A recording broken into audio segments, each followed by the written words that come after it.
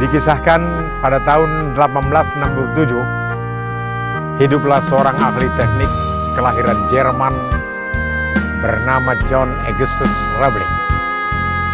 Ia bermimpi membangun sebuah jembatan yang menghubungkan kota New York dan Long Island.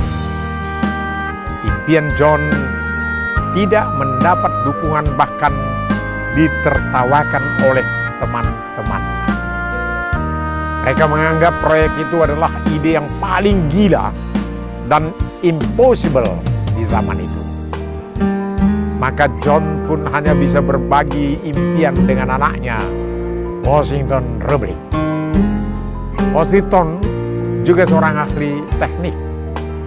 Ayah dan anak itu berjuang bersama untuk mewujudkan impian itu. Ketika proyek itu baru berjalan beberapa bulan, terjadi kecelakaan yang fatal. Sayangnya, karena pertolongan yang terlambat, John Roebling tidak bisa diselamatkan. Sedang Washington Roebling, walaupun nyawanya selamat, tetapi mengalami cedera parah pada kepalanya yang mempengaruhi motoriknya. Washington menjadi lumpuh dan tidak mampu berbicara. Namun demikian, impian ayahnya tentang jembatan itu tidak pernah padam dalam pikirannya. Suatu hari, saat Washington Roebling terbaring tidak berdaya di tempat tidurnya, ia melihat cahaya matahari melewati jendela masuk ke kamar, menyilaukan dan menyakitkan mata. Segera ditutup kelopak matanya, dan saat itu pula seakan-akan Tuhan berbicara dan bertanda.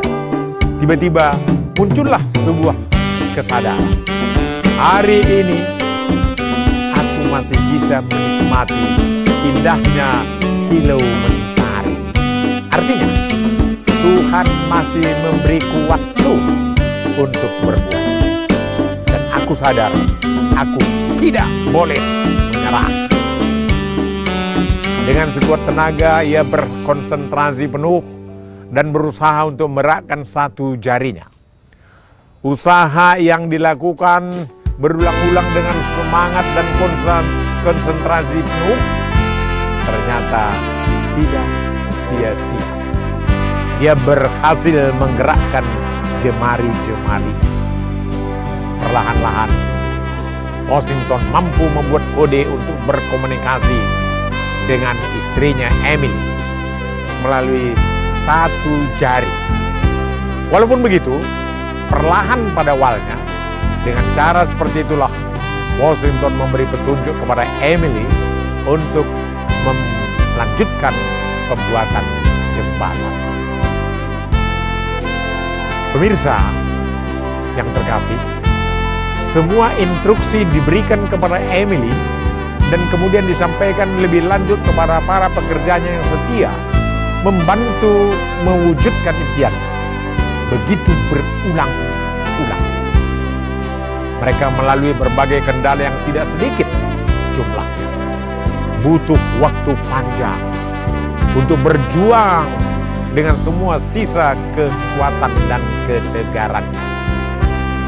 Dan butuh waktu selama 13 tahun untuk mewujudkan impian. Akhirnya, pada tahun 1883, jembatan Brooklyn Bridge berdiri megah di kota New York, Amerika Serikat. Kebetulan, saya pun pernah melewati jembatan itu. Pemirsa yang terkasih dan di mana saja Anda berada, cerita di atas merupakan sebuah contoh bahwa pikiran positif dan perjuangan nyata mampu memegang erat mimpi dan bisa mewujudkan apa yang sekiranya tidak mungkin, menjadi betapa luar biasanya kekuatan pikiran manusia. Pikiran manusia bisa membuat hidup menjadi sengsara atau bahagia, gagal atau sukses. biasa-biasa saja atau luar biasa. Kalau kita mengikuti pikiran yang negatif, saya ulangi, kalau kita mengikuti pikiran yang negatif, maka kehidupan kita isinya akan negatif pula. Hidup penuh kecemasan, masih apalagi ketakutan, apalagi kekurangan.